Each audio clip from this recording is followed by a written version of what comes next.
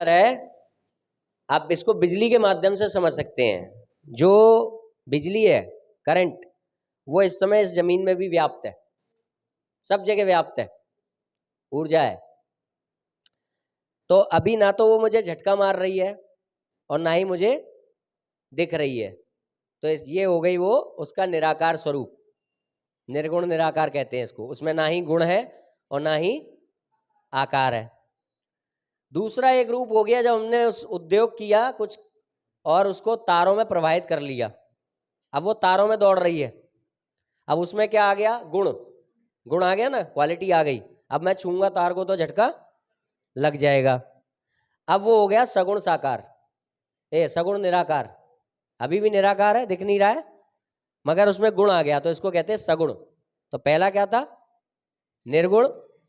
पहला था निर्गुण निराकार, और दूसरा है सगुण निराकार, और तीसरा आ जाएगा सगुण साकार। क्या आ जाएगा? अब ये सगुण साकार क्या है? अब वो दिखने लगा, तो ये प्रकट होने को हमने क्या कहा? सगुण साकार। अच्छा, आप इसको जानते कैसे हो? क्योंकि आप इसको जानते हो।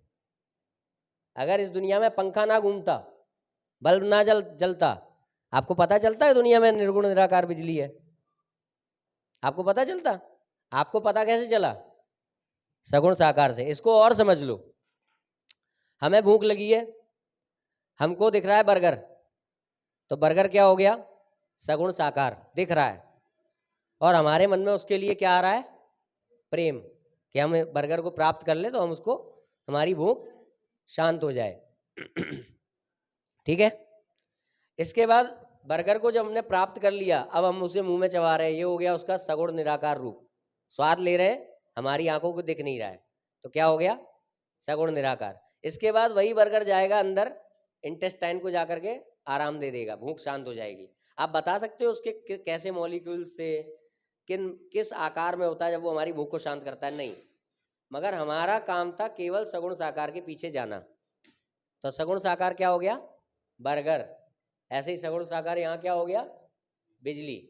हम इसके माध्यम से यहाँ तक पहुँचते हैं, हम बर्गर के माध्यम से हमारी भूख शांत हो जाती है।